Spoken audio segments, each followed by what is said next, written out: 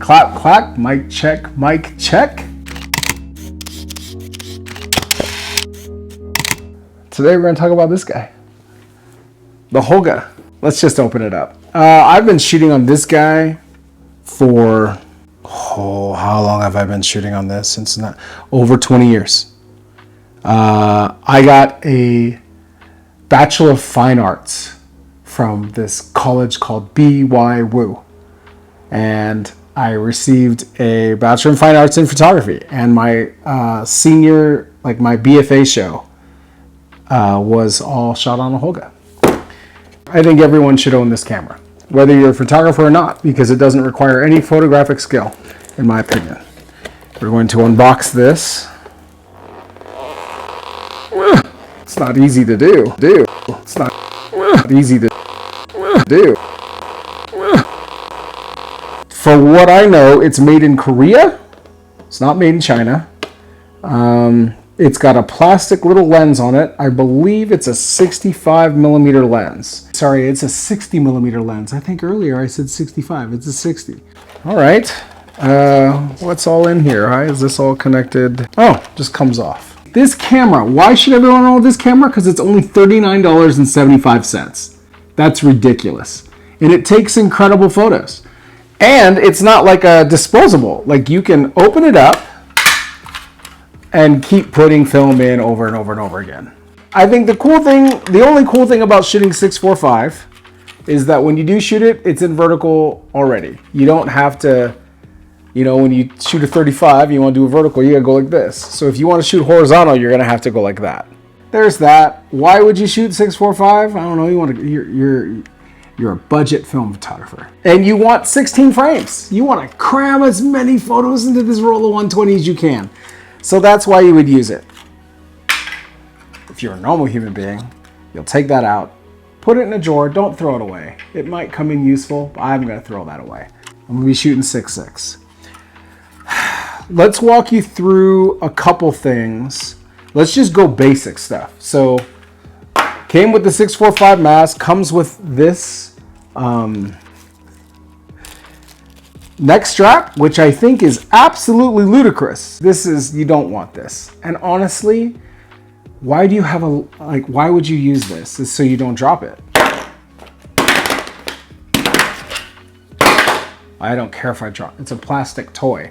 The only problem is when you do drop it, every once in a while, this back will pop off. Will the camera break? Impossible. This, worthless. You don't need it. Also, you know what else is worthless?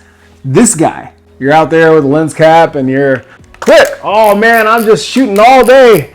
And you look down and you're like, mother, I didn't need this. It's cool. It says Holga. Should you keep it? Sure, why not? I don't know why they give them to you. You don't need it. You don't need to worry about this lens. You can lick it. You can. Hi, my name is Bob and welcome to another Basic Baking. I'm going to be bold. I have yet to see a Holga 645 image that I like. Challenge me on that, okay? Post something in the comments below. Yeah. Cool. Dearest Anthony. Oh, let's come in here. This is John. John, this is McKay. Hey, how's it going? Good. Cool. So these are the three things that I need to shoot a Holga. You don't need this big old piece, but I need black gaffer's tape, and I'll show you why in a second. Either this box from a Pro Pack, or if you buy Ilford individual rolls, they come in a little box. That's nice to have. And then a roll of film. Roll of 120. 120 of your choice, doesn't matter. So it has a shutter inside. There's a little spring. You see that little spring? Now watch me open this. I'm going to set this actually on bulb so it'll stay open. There. See that? That's the shutter. It'll never die on you. Ever. You do this for 1,000,000 times, it will never die. I have my original Holga that I bought back in 1999. It still works. What is that shutter speed? No one really knows. They say it's technically about a 1/100th of a second. Back in the day when I bought these, they've changed it since. But back in the day when you went from sunny to cloudy, nothing changed. Ever. It was the same f-stop. Sunny is basically f11 and cloudy is f8. Okay, just commit that to memory. f11, f8. That's all you need to know. So you have a combination of either shooting f8 at 1/100th of a second or f11 at 1/100th of a second. I bet you've probably heard from a handful of people that when you get your Holga, that this black electrical tape is to tape this back up, right? Make sure that there's no light leaks, because this is a toy camera. This is not a real camera. It's a toy.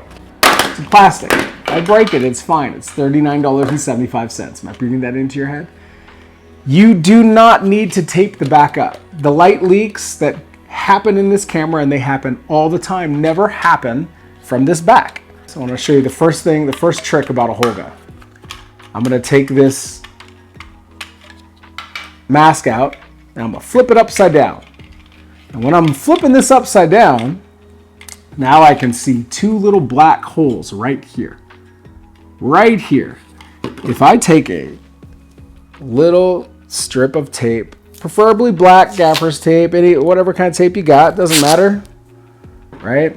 I'm going to take my glasses off so I can see, because I'm old. I'm going to take this tape and I'm going to cover those little black holes. And now, do you know what happens? You will never, ever, ever have a light leak on this camera. You want light leaks? Take the tape off. Or don't ever put the tape on. Okay? Trick number 1.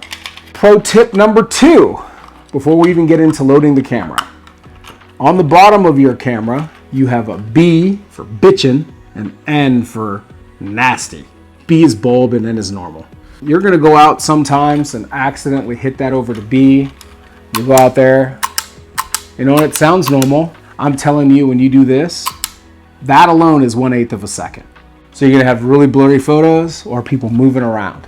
So the second thing I like to do, no matter what, take another piece of this lovely tape, and I'm going to put it on N so that it doesn't move ever. I don't want bulb. It's not what I want to shoot. Okay, I'm going to put another piece right on top, so, you know, nice and secure. Cool. Okay, that's it. Now, no matter what, I'm shooting the normal one. N for normal, B for bulb. Before we load the film, let's talk about this lens. Oh, it's stiff. Did I break it?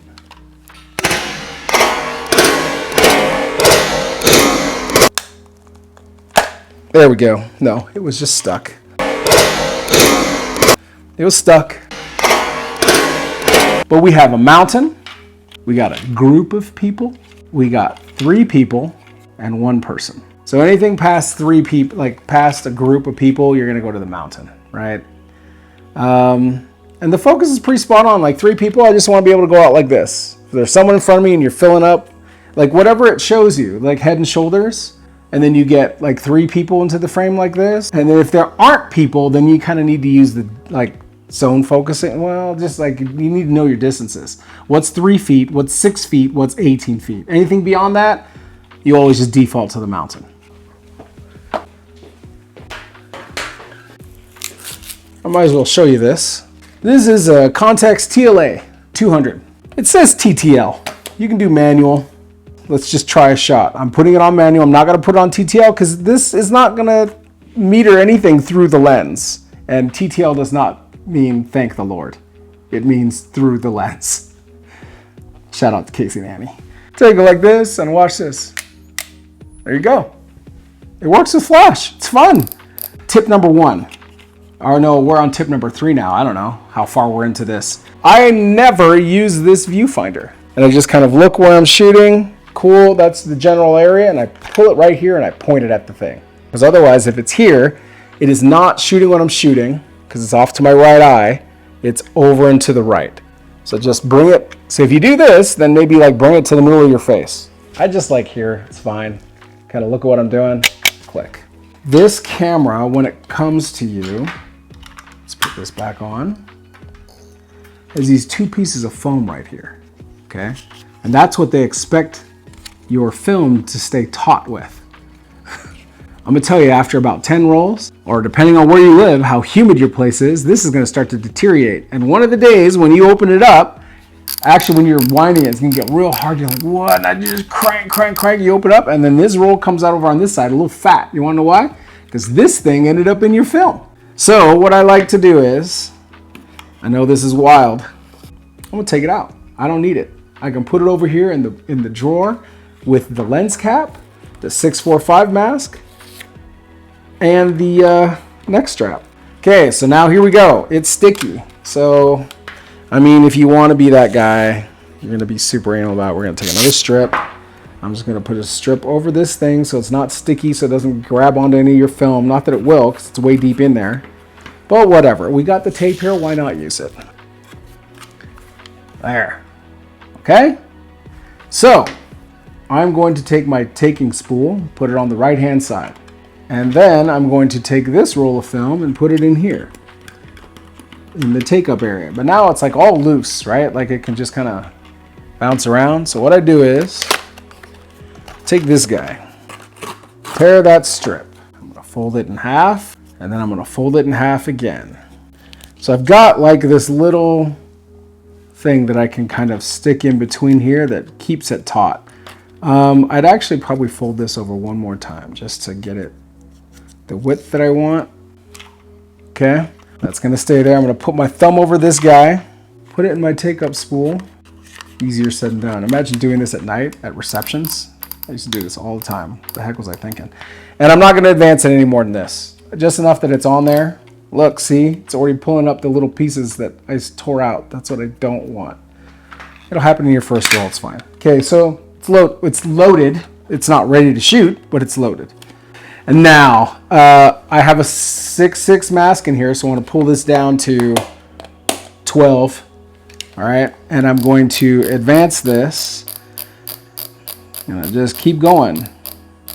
There's some lines popping up. And it feels like I'm going. You're like, whoa, I'm just keep going. But, okay, now arrows are starting to show up. I'm going to slow down a little bit. And then there's a circle, circle, circle, circle, number 1. I've advanced it until there's a number 1. So on Ilford film, I don't know how, rewind that video as many times you want. I twisted that maybe 40 times, like this. I got to get to the arrows. Once I see the arrows, I'm going to start slowing down. Then circle, circle, then it's smaller circle, bigger circle, bigger circle, bigger circle, then the number 1. So I'm inside here. I'm going to shoot F8, cloudy, because it's cloudy in here, right? And you're about 6 feet away. So I'm gonna look at you, compose, just kind of put it right about here and go click. There, I took a photo. That's my first photo on this Holga. Now, I'm at 1. What I like to do is kind of point this towards the sun because it's red. I don't know if this has to do with me being red colorblind, but it's hard to see those numbers. So I kind of, especially if it's like at an angle, so kind of get it lit. And I'm going to 3, 4. There's a small circle, medium, bigger, bigger. Now I'm on frame 2. What film stocks am I going to run through here? I want film stocks that have latitude. I want film stocks that like I don't have to worry about. So in other words, Delta 3200, 800 ISO film. But I know in here I could shoot it at cloudy. Actually, you know what? Let's just go ahead and shoot you on sunny and see what happens. So that's F11 at 1/100th in here. Is it gonna be workable and doable? Guess we're gonna fuck around and find out. Once you're done shooting 12 frames, you just advance it all the way to the end, and then you will assess how tight this is. If the roll seems loose to you, do not squeeze it, right? What I'll do is I'll take it, right? And I'll hold it like this and I'll pull that paper as hard as I can to have it start tightening on its own and then roll it back up. If it comes out tight, then you've put the right amount of paper and tension on this side. 18 feet. It's good enough. That's 18 feet. That will get the Fine Lab and you all in there and I'll just go click. So here's the thing. There's a lot of advancement at the beginning, but as you're shooting, especially if you were shooting in 16, the advancement is not very much. So it would be very easy if you're not accustomed to it to skip over an image and go from 12 to 14 or 9 to 11 or whatever, right? So How many times have we taken this photo because we do these photo walk things or tests? Okay, there's frame 11. Now let's compare that to, if I was shooting outdoors, I would almost always want to shoot this way. Axis lighting. Axis lighting means the sun's directly behind me, shining on my subject. Like the shadows on just you, like right, let's just shoot this right there. I like your feet with the shadows. All right, I'm gonna hold that right there. Click, boom.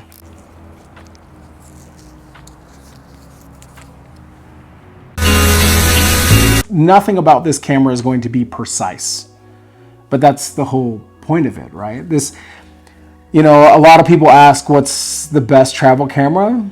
If you can learn your distances, it's this. It's so easy. It's cheap. If it breaks or you lose it, like someone gonna steal this from you, well, hey, enjoy your $39.75. Like maybe you needed it more than I did. Get yourself one.